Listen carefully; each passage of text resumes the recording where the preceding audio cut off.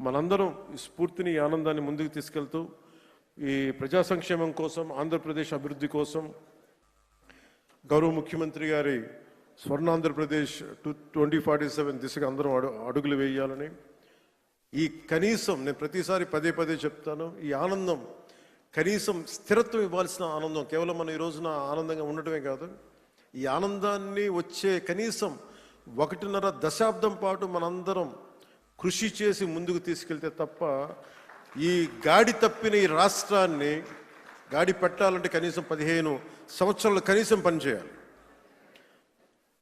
ఇది ప్రధానమంత్రి గారు 3వ ప్రధానమంత్రి అయ్యారు. అలాగే ఆయన 3 పర్యాలు నేను ముఖ్యమంత్రిగా చూడాలి నాకు మనస్ఫూర్తిగా నాకు ఆశయం కోరిక కూడా. ఎందుకంటే ఆయన అనుభవాన్ని మనం ఎక్కడ కూడా అసలు పక్కన పెట్టలేం.